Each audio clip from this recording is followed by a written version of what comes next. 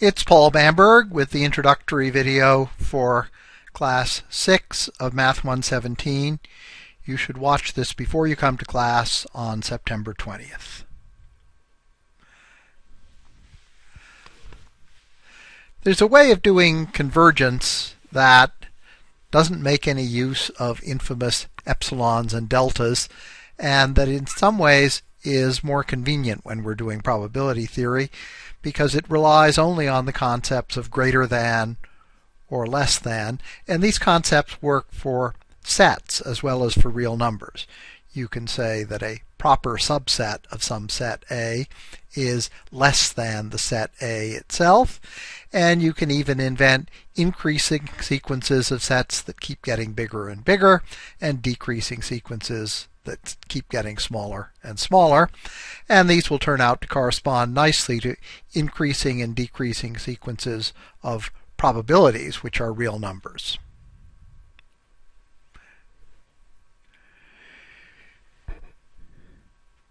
You're already familiar with one example of convergence based on increasing and decreasing, namely, if you have a bounded increasing sequence of real numbers, it converges to its least upper bound. If you have a bounded decreasing sequence of real numbers, it converges to its greatest lower bound. Now we can push this idea a little bit further. Suppose that we have an increasing sequence that converges to a limit A, and a decreasing sequence that converges to that same limit A. Then we can think about a sequence A sub n that is not necessarily either converging, increasing or decreasing, but that is squeezed between the increasing sequence B and the decreasing sequence C. And as you'll remember from your first course in calculus, the sequence A sub n converges to the same limit. Let me remind you of a couple of alternative ways of showing that a sequence x sub n converges to a limit x. You can say, given any open interval that contains the limit point x, there exists a capital N far enough along in the sequence with the property that for all little n greater than that capital N, x sub n lies in the interval from A to B. The usual way of doing this is to consider very specifically an A that's equal to x minus epsilon and a B that's equal to x plus epsilon for some positive number x. Then we get the standard rule. There exists a capital N dependent on epsilon with the property that if little n is greater than capital N, x sub n lies in between x minus epsilon and x plus epsilon. That is, the absolute value of x sub n minus x is less than epsilon.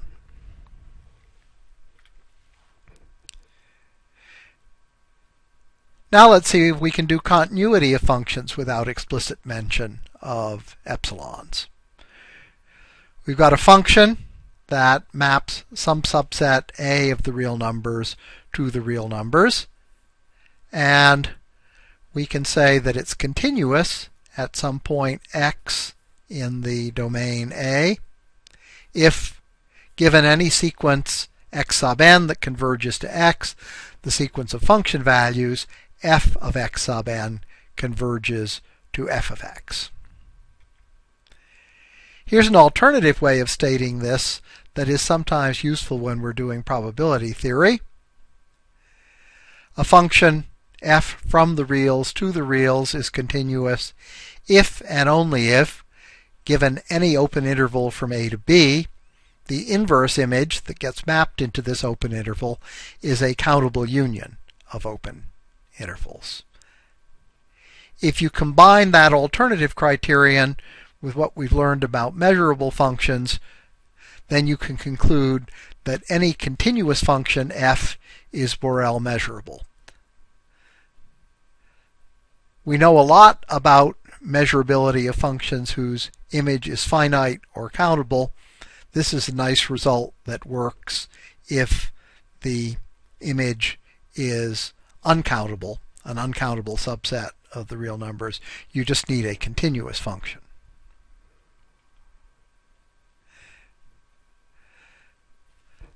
Let's suppose now that we have an infinite sequence of real-valued functions on a sample space.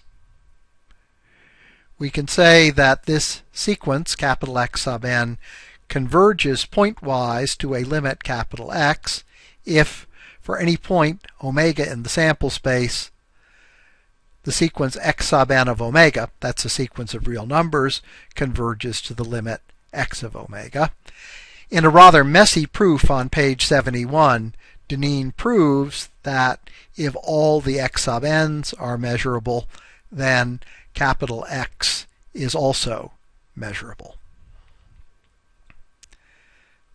There is, in fact, a version of this result where you don't have to mention the limit explicitly.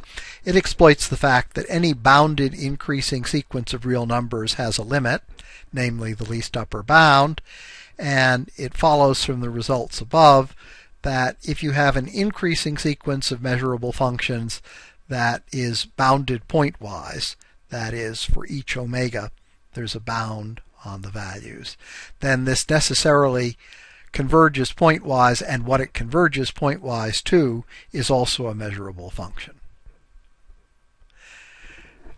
Finally, we get to talk about probability and probability functions. A probability function is a mapping whose domain is a sigma field F and whose codomain is the closed interval from 0 to 1. Given an event in the sigma field, the probability function assigns to that event a real number, which is the probability that the event will occur.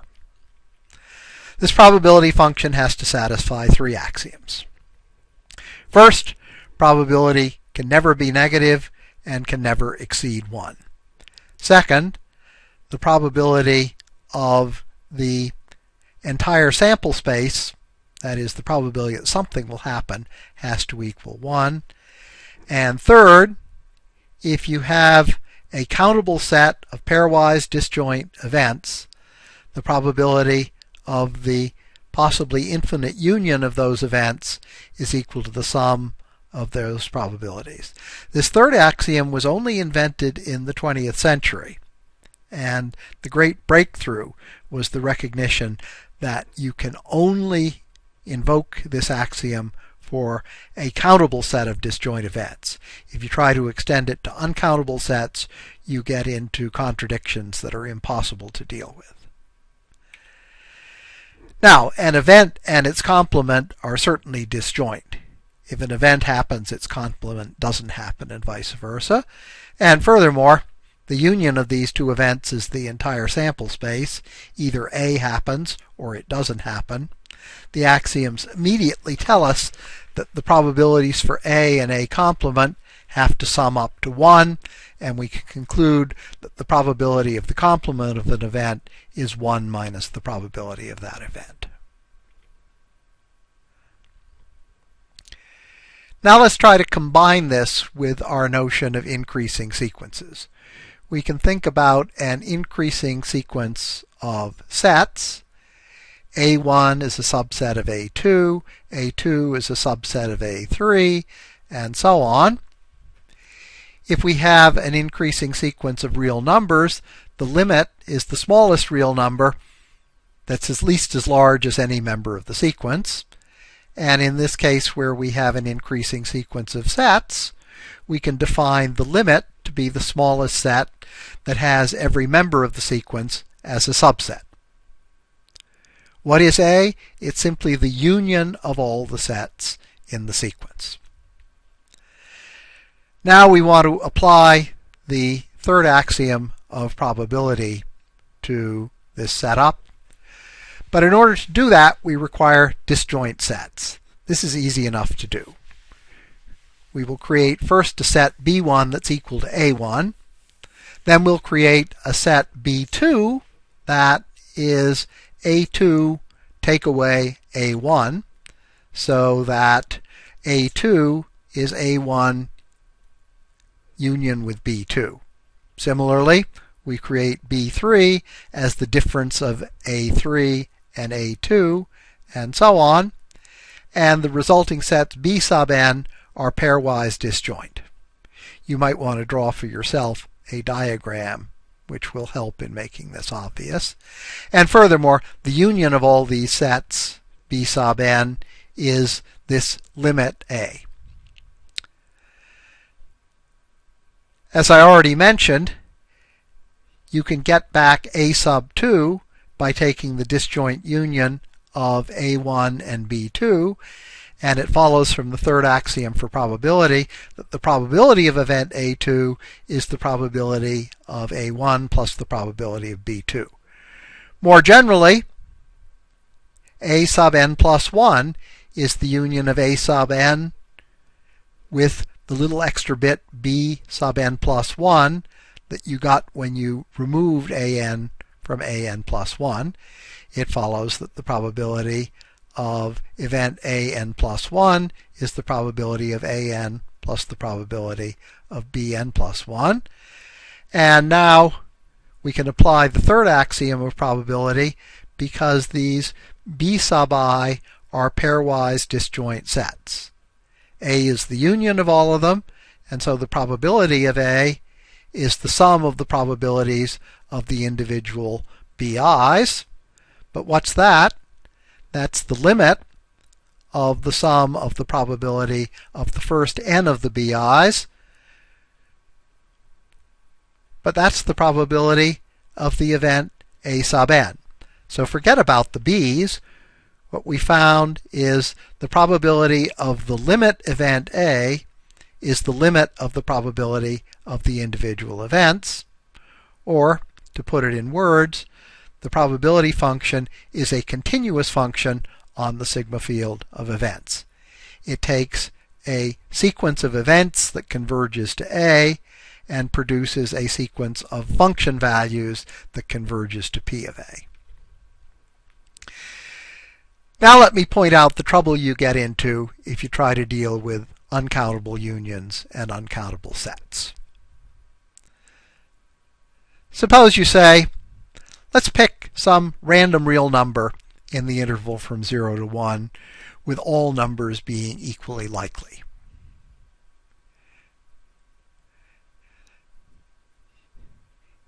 One way of dealing with this idea is to say the probability that the number you get lies in the open interval from A to B, a Borel set, is just B minus A. And in fact, as B approaches A, this probability approaches 0, and you conclude that the probability of an event like the random real number is equal to some specific value, like 0.4, has to be 0. And now we've got a real problem, because the uncountable union of all events of this form is the event that omega is somewhere in the sample space. That has probability 1. So we have an uncountably infinite set of events, each of which unquestionably has probability 0. Unfortunately, their union has probability 1. And the only way to get out of this contradiction is we never talk about uncountable unions. Unfortunately, there's no such easy way out with Vitali sets. Remember that we can convert the closed interval from 0 to 1 into a countable union of Vitali sets. Each of these Vitali sets is itself uncountable. And now you ask, what's the probability that our randomly chosen real number lies in a specific Vitali set? If we say it's 0, then we have a countable union of Vitali sets.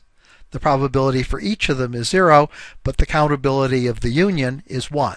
That violates the third axiom.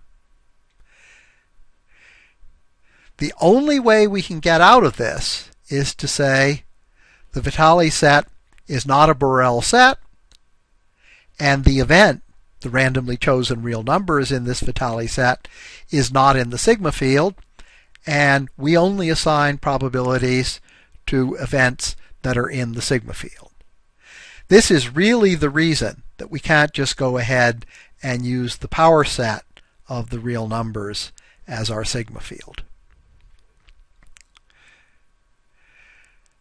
Once you've got the axioms of probability, you can prove a lot of useful little results. And if you are trying to prove results that only involve equations, not inequalities, all these proofs work the same way. You invent some appropriate union of disjoint sets and then apply the third axiom of probability to this union. If you want to prove results that involve inequalities, you either use the fact that no probability can be negative or the fact that no probability can be greater than 1. If you're proving results that involve complements, you end up having to use also the fact that the probability of the entire sample space is equal to 1. Let's move on to the best known example of this, the so-called inclusion-exclusion formula for the probability of an event A union B. Now, let's see if I can draw myself a diagram. That's not going to work.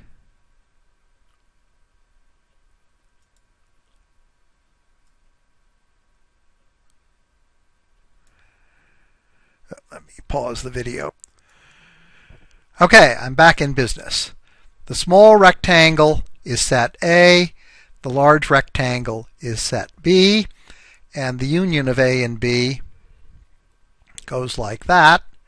That is clearly the union of A with B take away A, and that's a disjoint union. A and B minus A are disjoint sets. Furthermore, if I look at B, I can write that as a disjoint union. I can say that's the union of the intersection of B and A with B minus A. So we now have two disjoint unions to work with.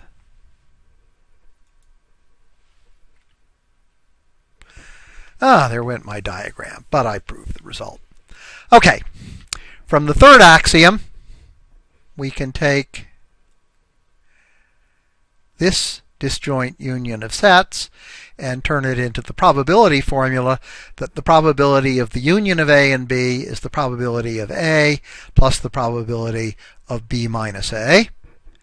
And furthermore, having written B as a disjoint union, we can say the probability of B is the sum of the probability of the intersection of B and A with the probability of B take away A. And now this quantity, which we don't really want to work with, shows up in both equations. We can eliminate that algebraically, and when we do that, we get the famous inclusion-exclusion formula.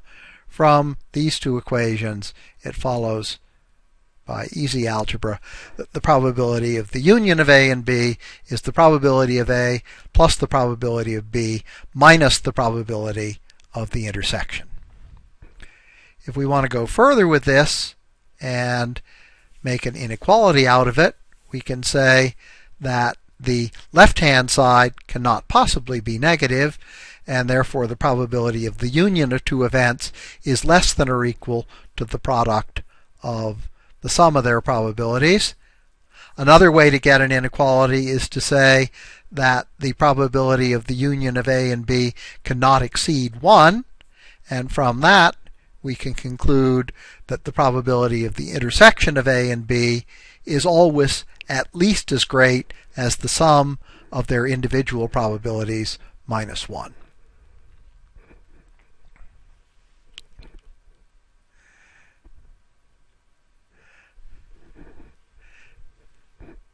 Now we'll turn to something very simple. In a number of cases, we might want to think about the sample space is finite, and furthermore, there's reason to believe that every point in the sample space has the same probability. We roll this die, and each of the 6 faces has an equal probability of showing up on top. We deal the top card off a deck of cards. It's equally likely to be any of the 52 cards in the deck. In that sort of case, the probability of an event is just a proportion. It's the ratio of the number of points in the sample space that correspond to the event to the total number of points in the sample space. And many elementary probability courses focus 100% on this simple situation. Here are some standard examples. You toss a coin 3 times. There are 8 events in the sample space. Of these 8 events, there are precisely 3 that involve 2 heads and a tail. The tail can come last, it can come second, it can come first.